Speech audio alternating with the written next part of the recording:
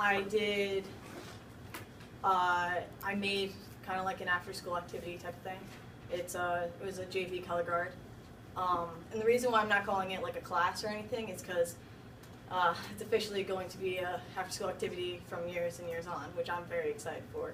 So that's how I can explain to you what my project really is.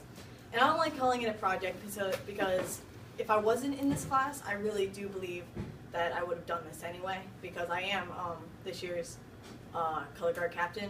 It doesn't really mean a lot unless you're actually in color guard, but I wanted to do something that not a lot of the captains have done before, which is reach out and try to grab more people to come into color guard.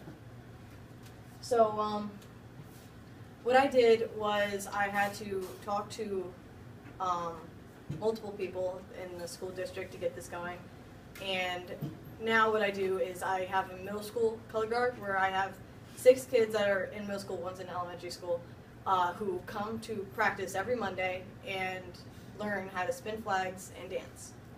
And as many of you, a lot of you I know, play either sports or do after school activities and stuff, it's kind of easier to get people to like join football, because everyone knows about football. Like, I know about football. I don't know really how to play football, but I know about it. I root for my Giant fans out there. But it's harder for things like color guard and some of the music programs in our school, because not everybody does that. So it's harder for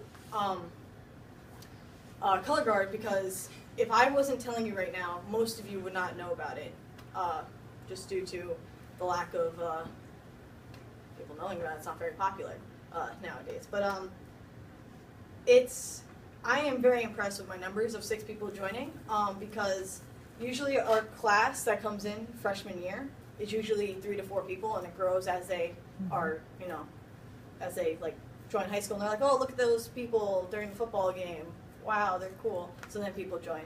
But now I have, out of the 6 people joined, I have 5 8th graders, which is really cool. So that means that I have 2 people that are younger, so they can ask their friends to join next year, because it will be another program in the next year. And 5 people will be joining next year for 9th grade. So the reason why I did this project is I have a very, I'm very related to what's on the screen. And also, just so you know, these dates are when I got like the information from. It was from surveys and whatnot that high school kids have taken. And I joined a color guard my sophomore year, and I'm a senior now. But my freshman year, I don't want to say I made friends with the wrong people, but because they were very nice, they were never mean, but they were very accepting. And I didn't really, it was high school, I didn't really have friends as I moved into it, like people moved away and whatnot. But I was not on the right path. And, well, I didn't do anything, like, don't worry about it, but it was getting to the point where if I didn't start in an after-school activity, I would probably continue on that path, and then, I don't really know, like, I don't think I would drop out of school, but like, some kids that would go on the path that I took would continue on that path.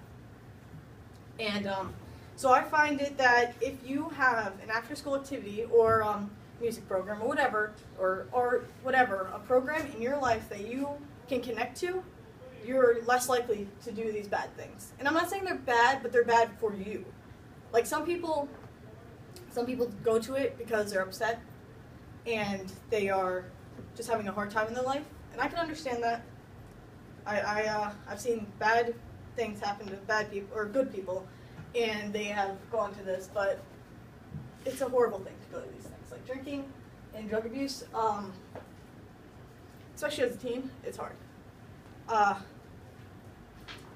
So I wanted to make a program for younger kids so they can grow into a world where they know that after-school activities will that